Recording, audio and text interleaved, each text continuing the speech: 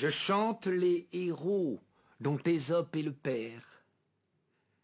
Troupe de qui l'histoire, encore que mensongère, contient des vérités qui servent de leçon. Tout parle en mon ouvrage, et même les poissons. Ce qu'il dit s'adresse à nous tous, tant que nous sommes. Je me sers d'animaux pour instruire les hommes.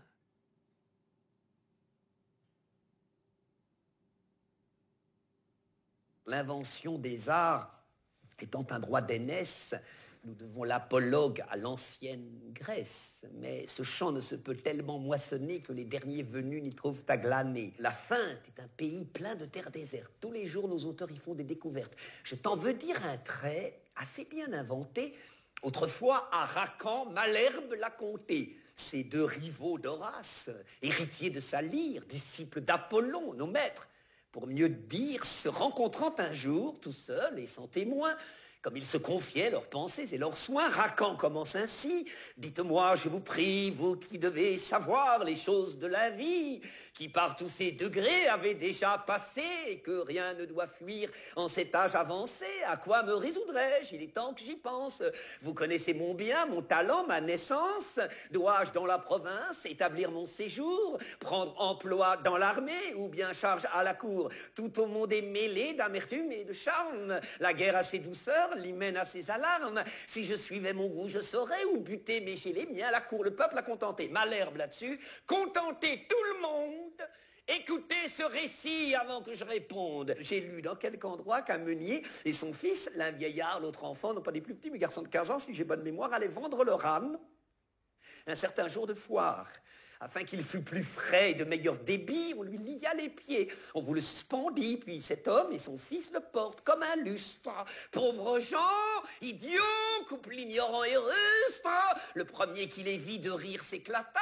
Quelle farce, dit-il, vont jouer ces gens-là? Le plus âne des trois n'est pas celui qu'on pense. Le meunier, à ces mots, connaît son ignorance. Il met sur pied sa bête et la fait étaler. L'âne qui goûtait fort l'autre façon d'aller se plaint en son patois. Le meunier n'en a cure. Il fait monter son fils, il suit, et d'aventure passent 3 bons marchands. Cet objet leur déplut. Le plus vieux au garçon s'écria tant qu'il put: oh là-haut, descendez, que l'on ne vous le dise, jeune homme qui menait laquais à barbe grise, c'était à vous de suivre, au vieillard de monter. Messieurs, dit le meunier, il vous faut contenter.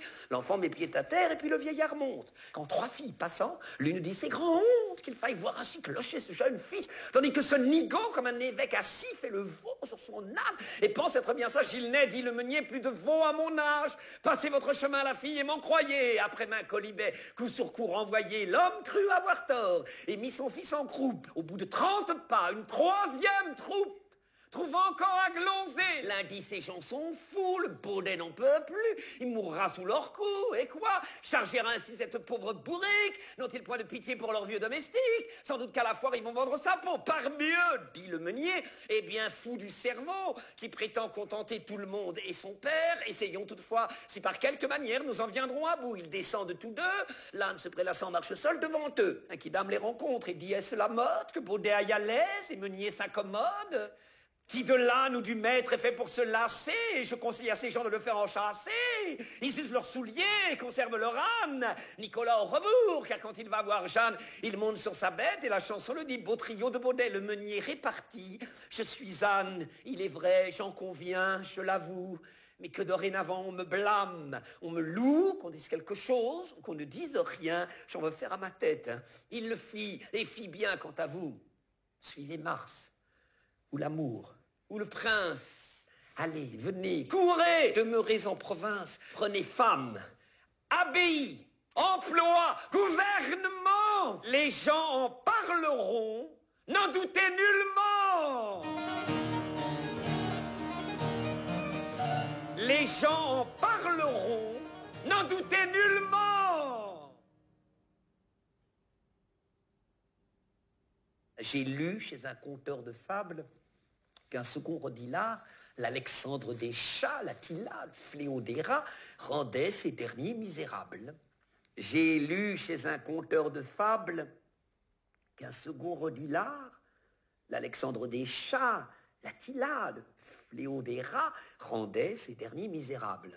J'ai lu chez un conteur de fables qu'un second Rodilard, l'Alexandre des chats, l'Attila, le fléau des rats, rendait ces derniers misérables. J'ai lu, dis-je, en certain auteur, que ce chat exterminateur, vrai Cerbère, était craint une lieue à la ronde. Il voulait de souris dépeupler tout le monde. Les planches qu'on suspend sur un léger appui, la mort aux rats, les souricières n'étaient que jeu au prix de lui. Comme il voit que dans leur tanière, les souris étaient prisonnières, qu'elles n'osaient sortir, qu'il avait beau chercher le galant fait, le mort, et du haut d'un plancher se pend, la tête en bas, la bête scélérate, à de certains cordons se tenait par la patte. Le peuple des souris croit que c'est châtiment, qu'il a fait un larcin de rôle, de fromage, égratigné quelqu'un, causé quelques dommages, enfin, qu'on a pendu le mauvais garnement. Toutes, dis-je, unanimement, se promettent de rire à son enterrement, mettent le nez à l'air, puis rentrent dans leur nid à rats, puis ressortant font 4 pas, puis enfin se mettent en quête.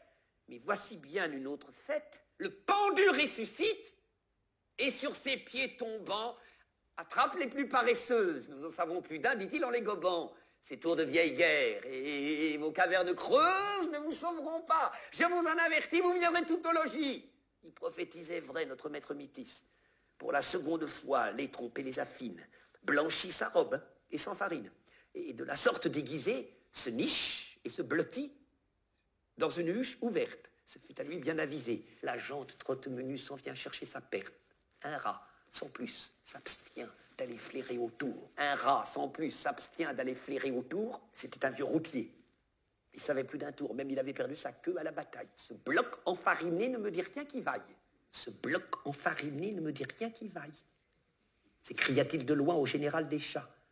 Je soupçonne dessous encore quelques machines. Je soupçonne dessous encore quelques machines. Rien ne te sert d'être farine, car quand tu serais sac, je n'approcherais pas, c'était bien dit à lui. J'approuve sa prudence. Il était expérimenté et savait que la méfiance est mère de la sûreté. Il était expérimenté et savait que la méfiance est mère de la sûreté. Tu vois, un rat sans plus s'abstient d'aller flairer autour. C'était un vieux routier, il savait plus d'un tour. Même il avait perdu sa queue à la bataille. Ce bloc enfariné ne me dit rien qui vaille. Ça s'appelle un miracle, tu vois. C'est un rat sans plus s'abstient d'aller flairer autour. Il y a tout dedans. Le mouvement, le rap, le jazz, le rhythm and blues. Un rat sans plus s'abstient d'aller... Tu sens le swing? Un rat sans plus s'abstient. Je ne suis pas le premier à dire c'est un génie Lafontaine. Hein. C'est lui la source. Un rat sans plus s'abstient d'aller flairer autour. Moi, ça me rend dingue. Je crois que je le jouais depuis 25 ans et ça, je ne suis pas encore usé. Je suis encore heureux de dire un rat sans plus s'abstient. Tu te rends compte? Un rat sans plus s'abstient d'aller flairer autour.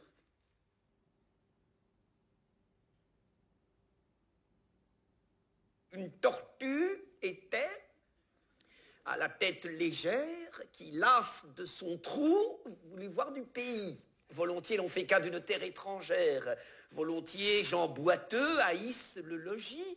2 canards, à qui la commère communiqua ce beau dessein, lui dirent qu'ils avaient de quoi la satisfaire. Voyez-vous ce large chemin? Nous vous voiturerons par l'air en Amérique. Vous verrez maintes républiques, maints royaumes, maints peuples. Et vous profiterez des différentes mœurs que vous remarquerez. Ulysse en fit autant. On ne s'attendait guère de voir Ulysse en cette affaire. La tortue écouta la proposition. Marché fait, les oiseaux forgent une machine pour transporter la pèlerine. Dans la gueule, en travers, on lui passe un bâton. Serrez bien, dirent-ils, gardez de lâcher prise. Puis chaque canard prend ce bâton par un bout. La tortue enlevée. On s'étonne partout de voir aller en cette guise l'animal lent et sa maison, justement au milieu de l'un et l'autre oison. Miracle, criait-on, venez voir dans les nues passer la reine des tortues. La reine, vraiment, oui, je la suis en effet. Ne vous en moquez point. Elle eut beaucoup mieux fait de passer son chemin sans dire aucune chose. Car lâchant le bâton, en desserrant les dents, elle tombe, elle crève aux pieds des regardants. Son indiscrétion de sa perte fut cause, imprudence, babile, et sotte vanité et vaine curiosité ont ensemble étroit parentage, ce sont enfants tous d'un lignage, imprudence, Babyle, la reine, vraiment, oui, je la suis en effet, Babyle, et sotte vanité, la reine, vraiment, oui, je la suis en effet, et sotte vanité et vaine curiosité ont ensemble étroit parentage, ce sont enfants tous d'un lignage.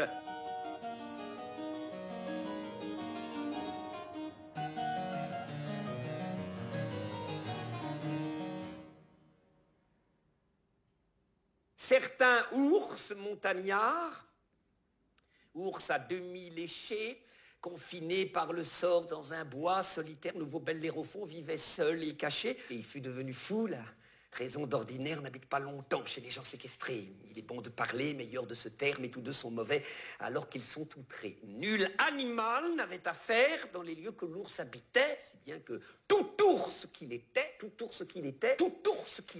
il vint à s'ennuyer de cette triste vie. Pendant qu'il se livrait à la mélancolie, non loin de là, certains vieillards s'ennuyaient aussi de sa part. Il aimait les jardins, était prêtre de Flore, il l'était de Pomone encore. Ces deux emplois sont beaux, mais je voudrais parmi quelques doux et discrets amis. Les jardins parlent peu, si ce n'est dans mon livre, si bien que lassé de vivre avec des gens muets, notre homme, un beau matin, va chercher compagnie et se met en campagne. L'ours, porté d'un même dessein, venait de quitter sa montagne. Tous deux, par un cas surprenant, se rencontrent.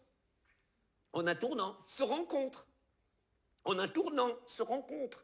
En un tournant, l'homme eut peur, mais comment esquiver? Que faire? Se tirer en gascon d'une semblable affaire est le mieux. Il sut donc dissimuler sa peur. L'ours, très mauvais complimenteur, lui dit, viens-t'en me voir. L'autre reprit, Seigneur, vous voyez mon logis. Si vous me vouliez faire tant d'honneur que d'y prendre un champêtre au repas, j'ai des fruits, j'ai du lait. Ça n'est peut-être pas de nos seigneurs les ours le manger ordinaire, mais j'offre ce que j'ai. L'ours l'accepte. Et d'aller. Les voilà bons amis avant que d'arriver. Arrivés, les voilà se trouvant bien ensemble. Et bien qu'on soit ce qu'il semble beaucoup mieux seul qu'avec des sots, comme l'ours en un jour ne disait pas deux mots, l'homme pouvait sans bruit vaquer à son ouvrage. L'ours allait à la chasse, apportait du gibier, faisait son principal métier d'être bon et moucheur, écartait du visage de son ami dormant ce parasité laid que nous avons mouche appelé.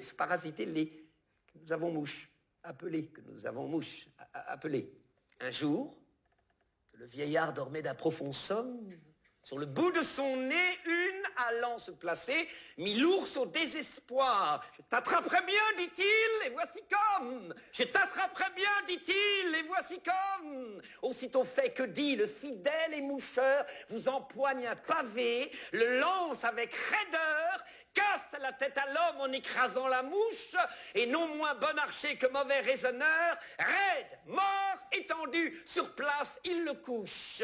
Rien n'est si dangereux qu'un ignorant ami. Mieux vaudrait un sage ennemi, ah! Cette phrase admirable de Nietzsche, avant d'être mon ami, soit au moins capable d'être mon ennemi. En hommage à mon professeur de théâtre, Jean-Laurent Cochet, et en amour absolu pour ce génie, il m'a dit, il y a une faute, on ne doit pas prononcer le S de ours. Certains ours, montagnards, ours à demi léchés.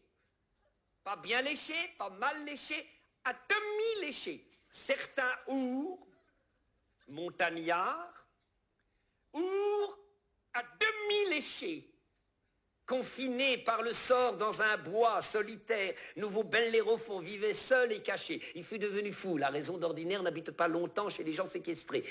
C'est un chef-d'œuvre, cette phrase-là. La raison d'ordinaire n'habite pas. À notre époque, on dirait, il est dingue, je te dis. Tandis que La Fontaine dit la raison d'ordinaire, c'est le d'ordinaire qui est sublime. La raison d'ordinaire n'habite pas longtemps chez les gens séquestrés. Il y a tout le génie de la France là-dedans. Tout le génie de La Fontaine. La raison d'ordinaire n'habite pas longtemps. Tiens, je vous la mets dans un contexte présent. Tu vas chez la boulangère, tu dis, j'ai pas de nouvelles de la dame du 4e, vous avez, monsieur Lucchini, la raison d'ordinaire n'habite pas longtemps chez les gens séquestrés. Comment?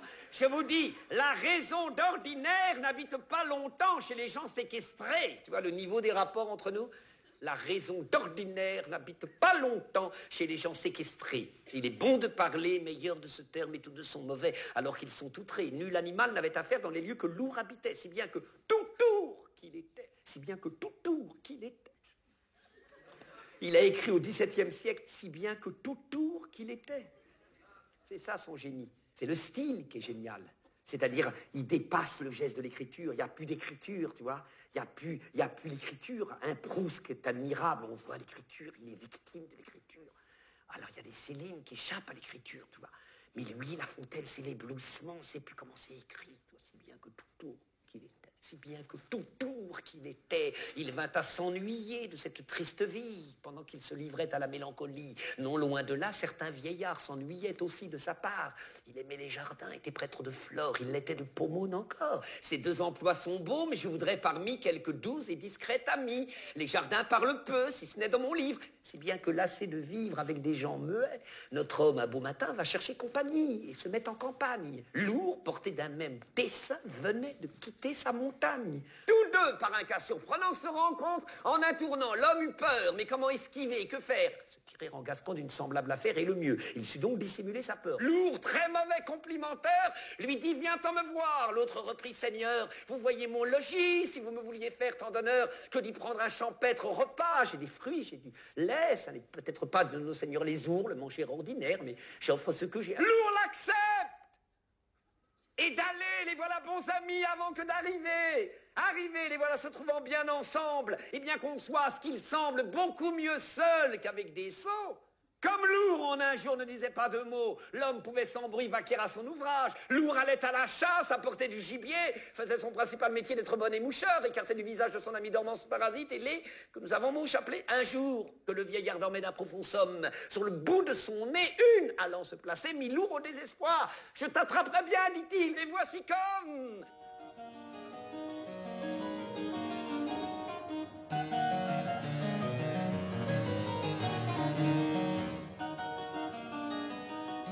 Rien n'est si dangereux qu'un ignorant ami. Mieux vaudrait un sage ennemi.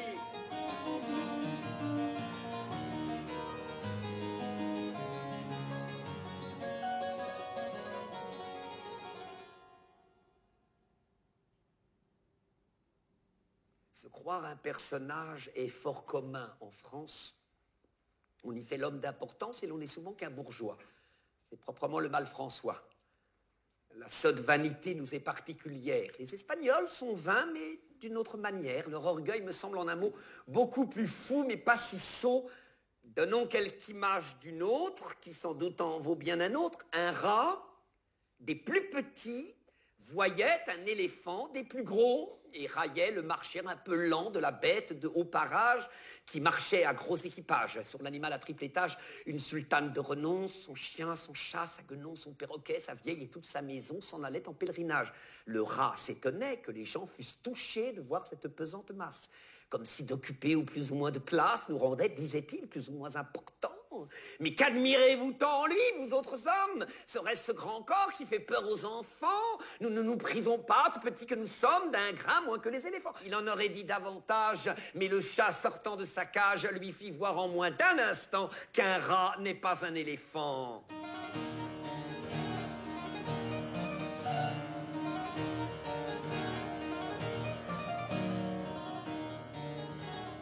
Voilà ce que Céline écrivait à Élifort, c'est une lettre du 17 août 1932. Cher Élifort, je m'intéresse très peu aux hommes, vous savez, à leur opinion. Moi, c'est leur trognon qui m'intéresse.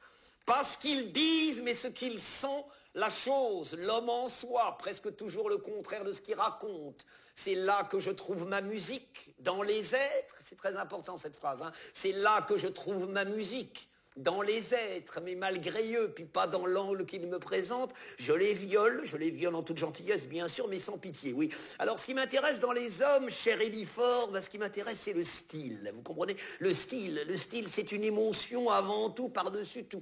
Les hommes ont rarement d'émotion. Se rattraperait-il sur l'intelligence? Ça se verrait. Non, ce qui m'intéresse dans les hommes, c'est le style, et votre question est terriblement embarrassante quand vous me demandez qui est pour moi le plus grand styliste de la langue française. française. C'est très rare un style, il y en a un par siècle. D'abord, faut mettre sa peau sur la table. C'est très rare, c'est quand la mort est en colère. Il y a très peu de stylistes, il y a beaucoup de plumitifs. Il y a des bafouilleux qui n'ont aucun style, mais des grands stylistes, c'est très rare. Alors je pense à François Villon, à Saint-Simon, et évidemment à Rabelais. Mais alors vous, monsieur Céline, vous êtes considéré comme le grand styliste de la langue française. Mais moi je suis l'inventeur d'une petite musique. Le grand styliste de la langue française, c'est La Fontaine. Ah oui, cher Elifort, La Fontaine, c'est fin, c'est ça, et puis c'est tout. C'est final, La Fontaine. Ah oui, c'est final.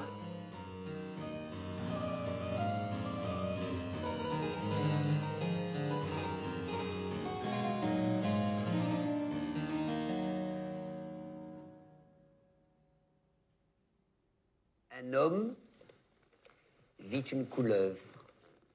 Oh, méchante, dit-il, je m'en vais faire une œuvre agréable à tout l'univers. À ces mots, l'animal pervers, c'est le serpent que je veux dire, et non l'homme. On pourrait aisément s'y tromper. À ces mots, le serpent, se laissant attraper, est pris, mis en un sac, et ce qui fut le pire, on résolut sa mort, qu'il fût coupable ou non, afin de le payer toutefois de raison. L'autre lui fit cette harangue, symbole des ingrats. Être bon ou méchant, c'est être sot. Meurs donc, ta colère et tes dents ne me nuiront jamais. Le serpent, en sa langue, reprit du mieux qu'il put. S'il fallait condamner tous les ingrats qui sont au monde, à qui pourrait-on pardonner? Toi-même, tu te fais ton procès. Je me fonde sur tes propres leçons. Jette les yeux sur toi. Mes jours sont en tes mains, tranche-les. Ta justice, c'est ton utilité, ton plaisir, ton caprice. Selon ces lois, condamne-moi. Mais trouve bon qu'avec franchise, en mourant au moins, je te dise que le symbole des ingrats, ce n'est point le serpent, c'est l'homme. Ces paroles firent arrêter l'autre. Il recula d'un pas. Enfin, il répartit. Tes raisons sont frivoles. Je pourrais décider, car ce droit m'appartient.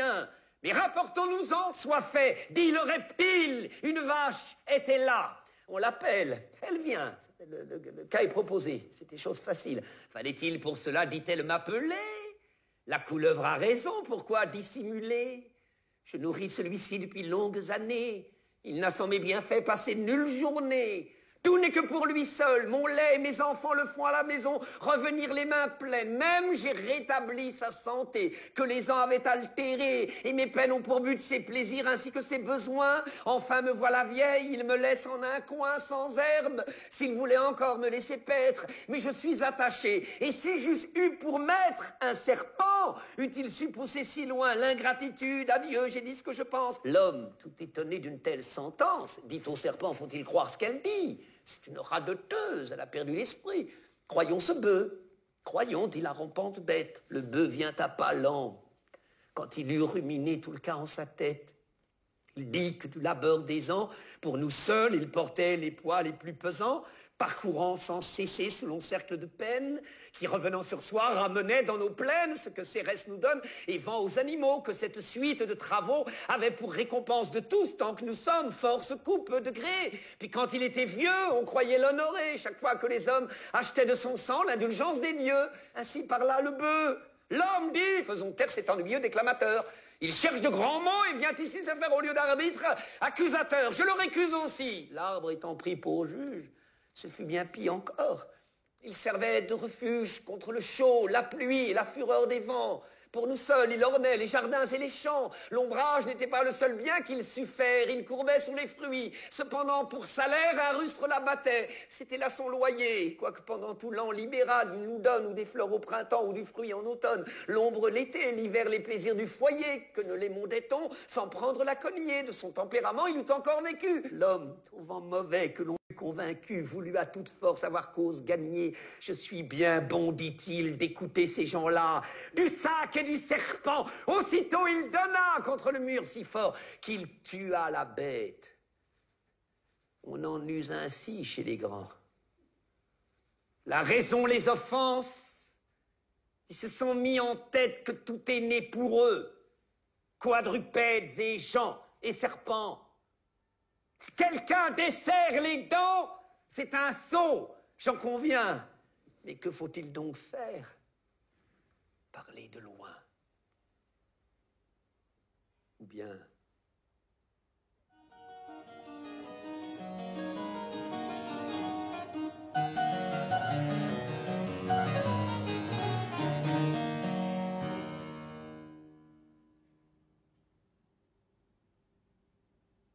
Braves gens, prenez garde aux choses que vous dites. Tout peut sortir d'un mot qu'en passant, vous perdîtes tout, la haine et le deuil.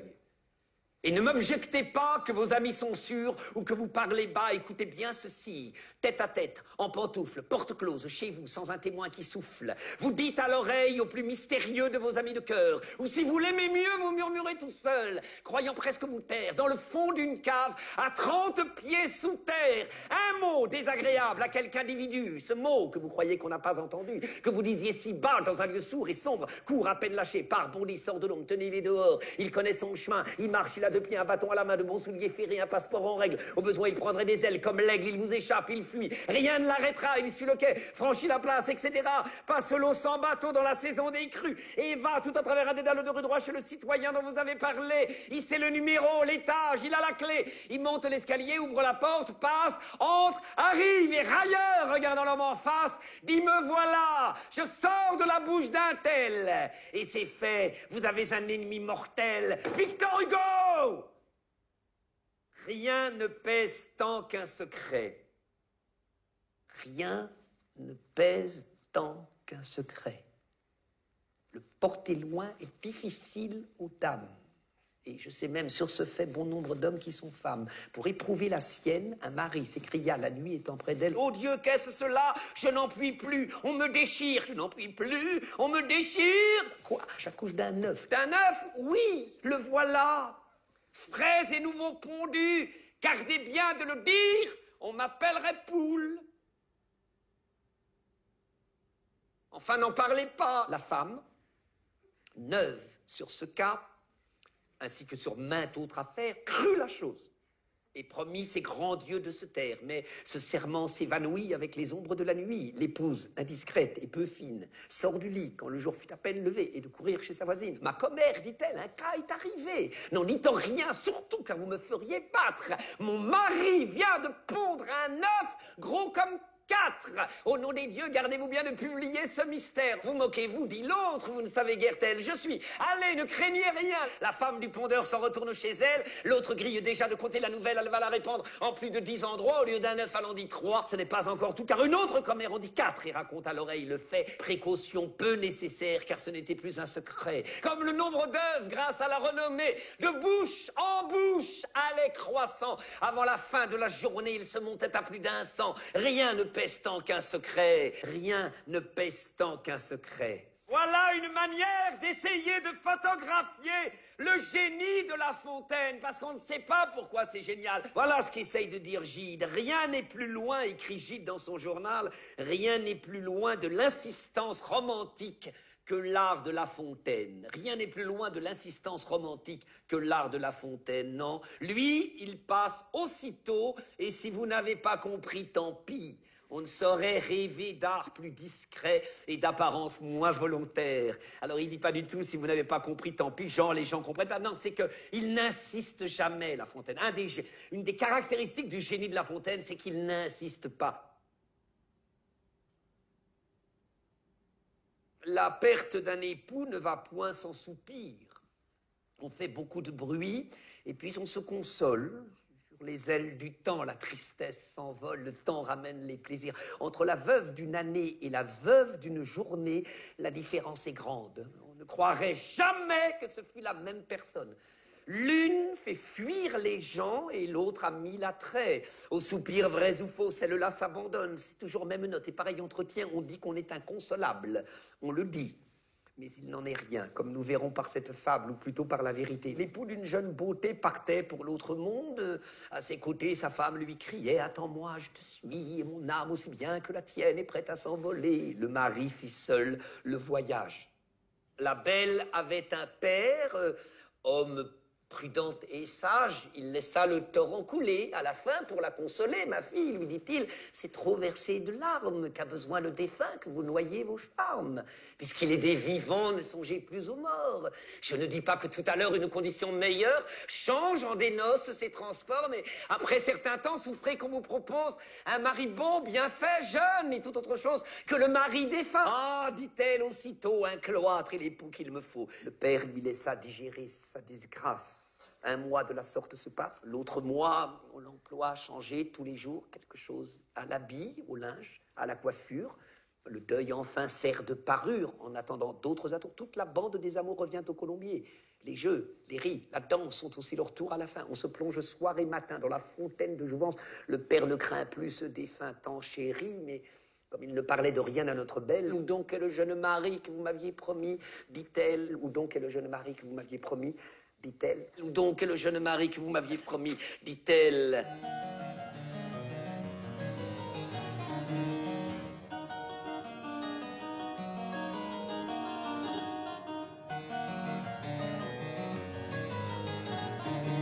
Sévigné, de qui les attraits servent aux grâces de modèle et qui n'acquittent toutes belles, à votre indifférence près, pourriez-vous être favorable aux jeux innocents d'une fable et voir, sans vous épouvanter, un lion qu'amour sut dompter?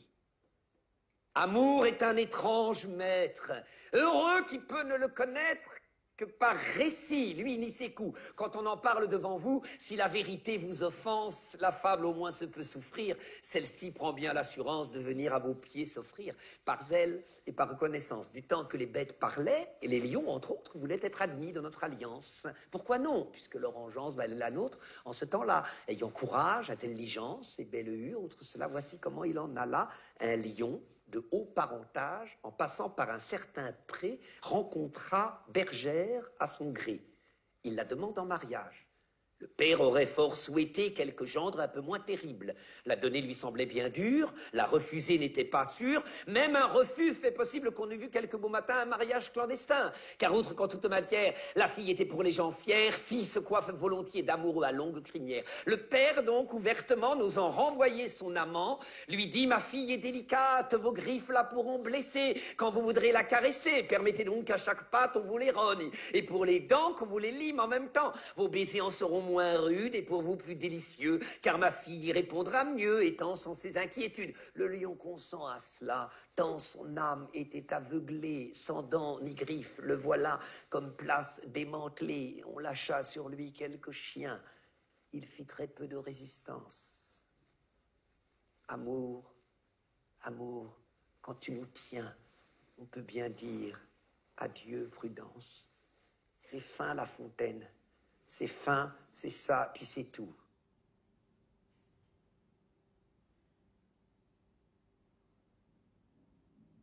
Les Levantins, en leur légende, disent qu'un certain rat, las des soins d'ici-bas dans un fromage de Hollande, se retira. Loin du tracas, la solitude était profonde, s'étendant partout à la ronde. Notre ermite nouveau subsistait là-dedans. Il fit tant de pieds et de dents qu'en peu de jours, il eut au fond de l'ermitage le vivre et le couvert. Que faut-il davantage? Il devint gros et gras. Dieu prodigue ses biens à ceux qui font vœu d'être siens. Un jour, aux dévots personnages, les députés du peuple rat s'en vinrent demander quelque aumône légère. Ils allaient en terre étrangère, chercher quelques secours contre le peuple chat. Ratopolis était bloqué. On les avait contraints de partir sans argent. Attendu l'état indigent de la République attaquée, ils demandaient fort peu. Que le secours serait prêt dans 4 ou 5 jours. Mes amis, dit le solitaire, les choses d'ici-bas ne me regardent plus. En quoi peut un pauvre reclus vous assister? Que peut-il faire que de prier le ciel qu'il vous aide en ceci? J'espère qu'il aura de vous quelques soucis. Ayant parlé de cette sorte, le nouveau saint ferma sa porte. Qui désignai-je, à votre avis, par ce rat si peu secourable? Un moine? Non, mais un derviche. Je suppose qu'un moine est toujours charitable.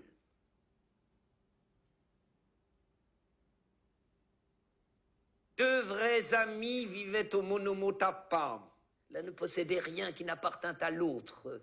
Les amis de ce pays-là valent bien, dit-on, ceux d'une autre. Une nuit, où chacun s'occupait au sommeil et mettait à profit l'absence du soleil, un de nos deux amis sort du lit en alarme. Il court chez son intime, éveille les valets. Morphée avait touché le seuil de ce palais. L'ami couché s'étonne, il prend sa bourse, il s'arme, vient trouver l'autre et dit: il vous arrive peu de courir quand on dort. Vous me paraissiez homme à mieux user du temps destiné pour le somme. N'auriez-vous point perdu tout votre argent au jeu? En voici. S'il vous est venu quelque querelle, j'ai mon épée. Allons. Vous ennuyez-vous point de dormir toujours seul? Une esclave assez belle dormait à mes côtés. Voulez-vous qu'on l'appelle? Non, dit l'autre ami. Ce n'est ni l'un ni l'autre point. Je vous rends grâce de ce zèle. Vous m'êtes en dormant un peu triste apparu. J'ai craint qu'il ne fût vrai. Je suis vite accouru. Ce maudissant, j'en ai la cause. Qui d'eux aimait le mieux? Que t'en semble, lecteur? Cette difficulté vaut bien qu'on la propose. Qu'un ami véritable est une douce chose. Il cherche vos besoins au fond de votre cœur. Il vous épargne la pudeur de les lui découvrir vous-même. Un songe, un rien, tout lui fait peur quand il s'agit de ce qu'il aime. Il cherche vos besoins au fond de votre cœur. Il vous épargne la pudeur de les lui découvrir vous-même.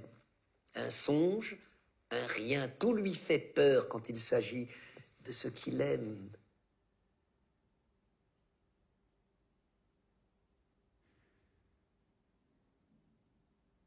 Un chat, nommé Rodilardus, faisait des rats telles des confitures qu'on n'en voyait presque plus, tant il en avait mis dedans la sépulture. Le peu qu'il en restait, n'osant quitter son trou, ne trouvait à manger que le quart de son seau. Et Rodilard passait chez la gente misérable, non pour un chat, mais pour un diable. Or, un jour, qu'au haut et au loin, le galant alla chercher femme, pendant tout le sabbat qu'il fit avec sa dame, le demeurant des rats tint chapitre en un coin sur la nécessité présente. Dès l'abord, leur doyen, personne fort prudente, opina qu'il fallait, et plutôt que plus tard, accrocher un grelot au cou de Rodilard, qu'ainsi, quand il irait en guerre, de sa marche avertie, s'enfuirait sous terre, qu'il n'y savait que ce moyen. Chacun fut de l'avis de monsieur le doyen. Chose ne leur parut à tous plus salutaire. La difficulté fut d'attacher le grelot. L'un dit, je n'y vas point, je ne suis pas si sot. L'autre, je ne saurais, si bien que sans rien faire, on se quitta. J'ai maints chapitres vus qui pour néant se sont ainsi tenus. Chapitre non de rat, mais chapitre de moine, voire chapitre de chanoine. Ne faut-il que délibérer? La cour en conseiller foisonne. Est-il besoin d'exécuter? L'on ne rencontre plus personne.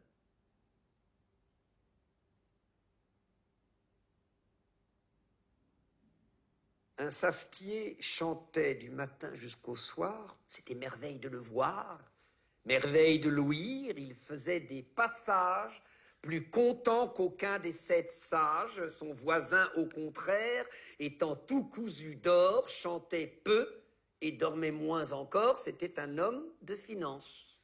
Si sur le point du jour, parfois il sommeillait, le savetier en chantant l'éveillait, et le financier se plaignait que les soins de la Providence n'eussent pas au marché fait vendre le dormir comme le manger et le boire. En son hôtel, il fait venir le chanteur et lui dit « Or ça, sire Grégoire, que gagnez-vous par an ?»« Par an, ma foi, monsieur, dit avec un ton de rieur le gaillard savetier, ce n'est point ma manière de compter de la sorte, et je n'entasse guère un jour sur l'autre, et il suffit qu'à la fin j'attrape le bout de l'année, chaque jour amène son pain. Eh bien, que gagnez-vous, dites-moi, par journée? Oh, tantôt plus, tantôt moins. Le mal est que toujours, et sans cela nos gains seraient assez honnêtes, le mal est que dans l'an s'entremêlent des jours qu'il faut chômer, on nous ruine en fait, l'une fait tort à l'autre, et monsieur le curé de quelque nouveau saint charge toujours son prône. Le financier, riant de sa naïveté, lui dit « Je vais vous mettre aujourd'hui sur le trône, prenez ces 100 écus. Gardez-les avec soin pour vous en servir au besoin. » Le savetier crut voir tout l'argent que la terre avait depuis plus de 100 ans produit pour l'usage des gens. Il retourne chez lui. Dans sa cave, il enserre l'argent et sa joie à la fois. Plus de chant, il perdit la voix du moment qu'il gagna ce qui cause nos peines. Le sommeil quitta son logis, il eut pour hôte les soucis, les soupçons, les alarmes vaines. Tout le jour, il avait l'œil au guet, et la nuit, si quelque chat faisait du bruit, le chat prenait l'argent. À la fin, le pauvre homme s'encourut chez celui qu'il ne réveillait plus. « Rendez-moi, lui dit-il, mes chansons et mon somme, et reprenez vos 100 écus. »« L'argent ne fait pas le bonheur, a dit Jules Renard. Rendez-le!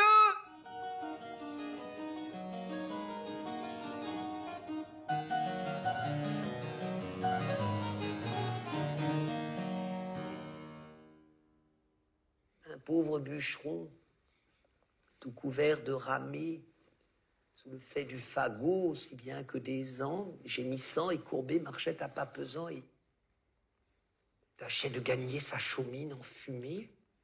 Enfin, n'en pouvant plus d'effort et de douleur, il met bas son fagot. Il songe à son malheur. Quel plaisir a-t-il eu depuis qu'il est au monde? En est-il un plus pauvre en la machine ronde?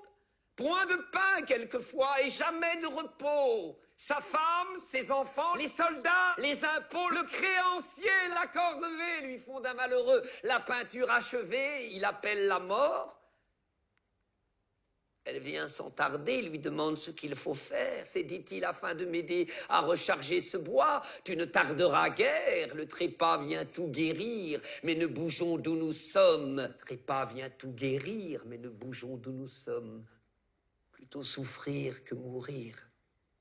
C'est la devise des hommes.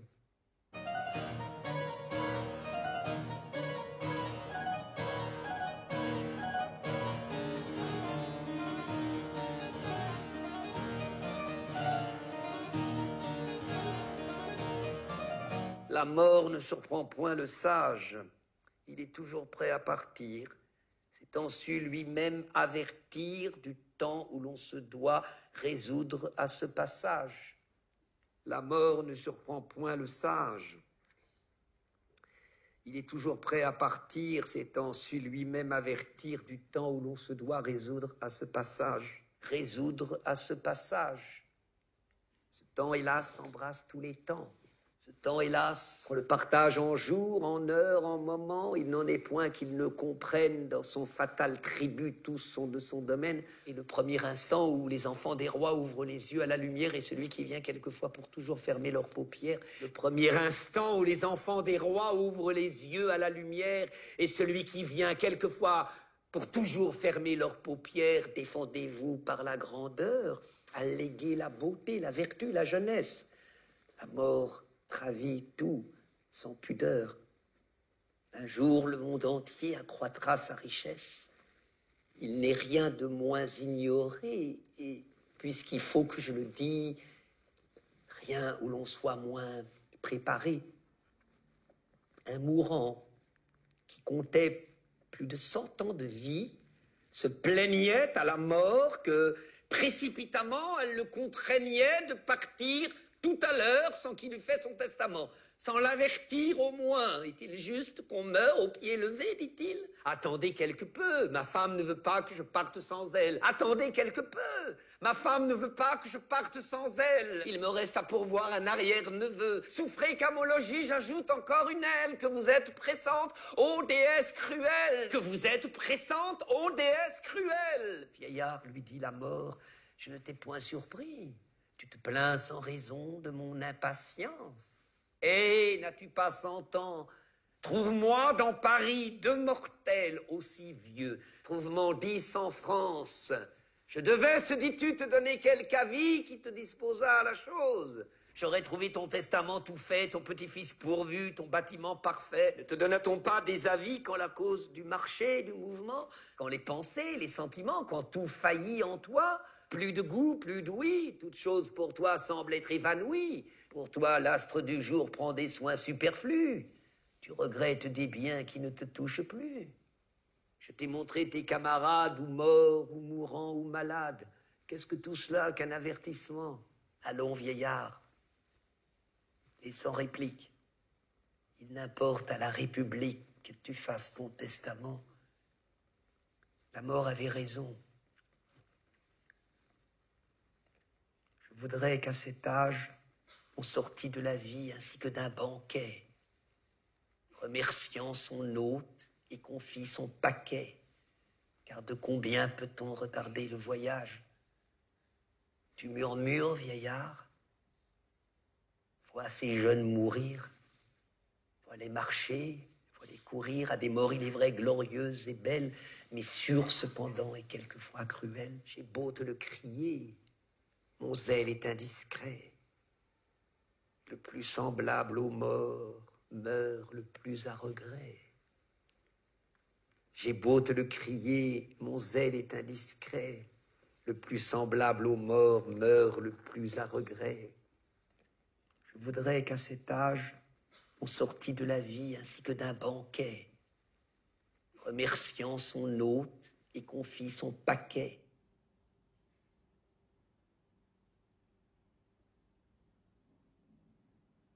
J'ai plus de souvenirs que si j'avais 1000 ans. Un gros meuble à tiroir encombré de bilans, de vers, de billets doux, de procès, de romances, avec de lourds cheveux roulés dans des quittances, cache moins de secrets que mon triste cerveau. C'est une pyramide, un immense caveau qui contient plus de morts que la fosse commune. Je suis un cimetière abhorré de la lune, où comme des remords se traînent de longs vers qui s'acharnent toujours sur mes morts les plus chers. Je suis un vieux boudoir plein de roses fanées, où j'ai tout un fouillis de modes surannés, où les pastels plaintifs et les pâles bouchers seuls respirent l'odeur d'un flacon débouché. Rien n'égale en longueur les boiteuses journées quand sous les gros flocons des neigeuses années l'ennui, fruit de la morne incuriosité, prend les proportions de l'immortalité. Désormais, tu n'es plus, ô matière vivante, qu'un granit entouré d'une vague épouvante, assoupi dans le fond d'un Sahara brumeux, un vieux sphinx ignoré du monde, insoucieux, oublié sur la carte et dont l'humeur farouche ne chante qu'au reflet du soleil qui se couche. J'ai plus de souvenirs que si j'avais 1000 ans. Un gros meuble à tiroir encombré de bilans, de vers, de billets doux, de procès, de romances, avec de lourds cheveux roulés dans des quittances, cache moins de secrets que mon triste cerveau. C'est une pyramide, un immense caveau qui contient plus de morts que la fosse commune. Je suis un cimetière abhorré de la lune, où comme des remords se traînent de longs vers qui s'acharnent toujours sur mes morts les plus chères. Je suis un vieux boudoir plein de roses fanées, où gît tout un fouillis de modes surannés, où les pastels plaintifs et les pâles bouchers seuls respirent l'odeur d'un flacon débouché.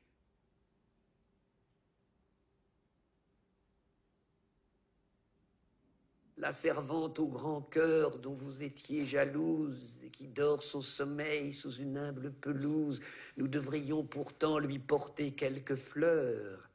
Les morts, les pauvres morts ont de grandes douleurs.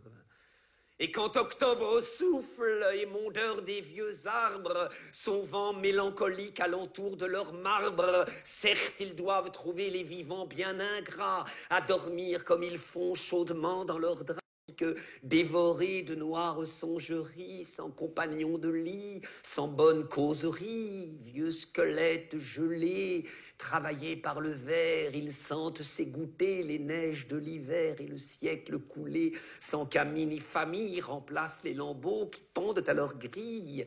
Lorsque la bûche siffle et chante, si le soir calme dans le fauteuil, je la voyais s'asseoir, si par une nuit bleue et froide de décembre, je la trouvais tapie dans un coin de ma chambre, grave, et venant du fond de son lit éternel, couver l'enfant grandi de son œil maternel, que pourrais-je répondre à cette âme pieuse, voyant couler des pleurs de sa paupière creuse?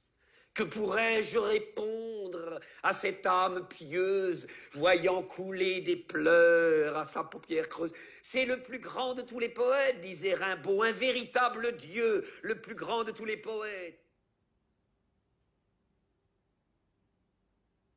J'ai longtemps habité sous de vastes portiques que les soleils marins teignaient de 1000 feux, et que leurs grands piliers, droits et majestueux, rendaient pareil le soir aux grottes basaltiques. Les houles, enroulant les images des cieux, mêlaient d'une façon solennelle et mystique les tout-puissants accords de leur riche musique aux couleurs du couchant reflétées par mes yeux. C'est là que j'ai vécu, dans les voluptés calmes, au milieu de l'azur, des vagues, des splendeurs et des esclaves nus tout imprégnés d'odeurs qui me rafraîchissaient le front avec des palmes et dont l'unique soin était d'approfondir le secret douloureux qui me faisait languir. Bientôt nous plongerons dans les froides ténèbres. Adieu, vive clarté de nos étés trop courts. J'entends déjà tomber avec des chocs funèbres le bois retentissant sur le pavé des cours. Tout l'hiver va rentrer dans mon être. Colère, haine, frisson, horreur, labeur dur et forcé, et comme le soleil dans son enfer polaire, mon cœur ne sera plus qu'un bloc rouge et glacé. J'écoute en frémissant chaque bûche qui tombe. L'échafaud qu'on bâtit n'a pas d'écho plus sourd. Mon esprit est pareil à la tour qui succombe sous les coups du bélier, infatigable et lourd. Il me semble, bercé par ce choc monotone, qu'on cloue en grande hâte un cercueil quelque part pour qui c'était hier l'été. Voici l'automne. Ce bruit mystérieux sonne comme un départ. J'aime de vos longs yeux la lumière verdâtre, douce beauté, mais tout aujourd'hui m'est amer, et rien, ni votre amour, ni la douceur, ni l'âtre, ne me vaut le soleil rayonnant sur la mer. Et pourtant, aimez-moi, tendre cœur, soyez mère, même pour un ingrat, même pour un méchant. Amant ou sœur, soyez la douceur éphémère d'un glorieux automne ou d'un soleil couchant. Courte tâche, la tombe attend, elle est avide. Oh, laissez-moi mon front posé sur vos genoux, goûter en regrettant l'été blanc et torride de l'arrière-saison, le rayon jaune et doux.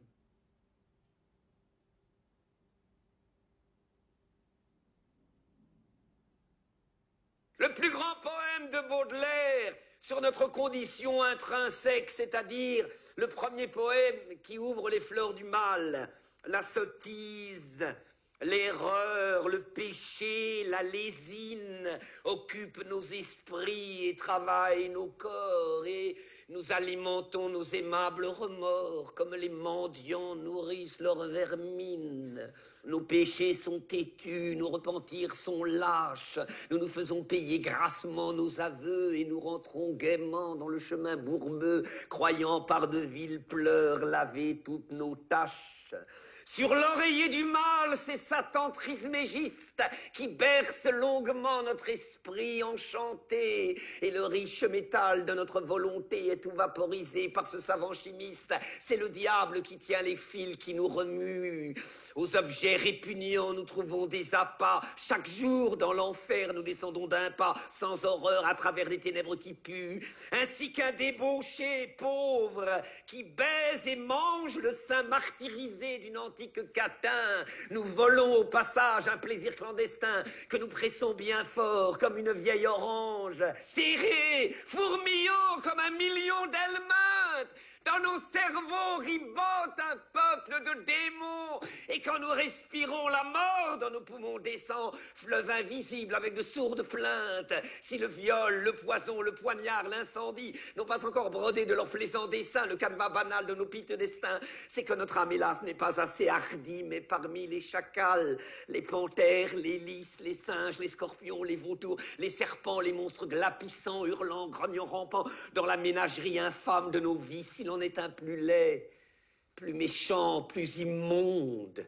Quoiqu'il ne fasse ni grand geste ni grand cri, il ferait volontiers de la terre un débris et dans un bâillement avalerait le monde. C'est l'ennui. L'œil chargé d'un pleur involontaire, il rêve d'échafaud en fumant son houka. Tu le connais, lecteur, ce monstre délicat. Hypocrite lecteur, mon semblable, mon frère, l'œil chargé d'un pleur involontaire, il rêve d'échafaud en fumant son houka. Tu le connais, lecteur, ce monstre délicat. Hypocrite lecteur, mon semblable, mon frère. Tu le connais, lecteur, ce monstre délicat. Hypocrite lecteur, mon semblable, mon frère.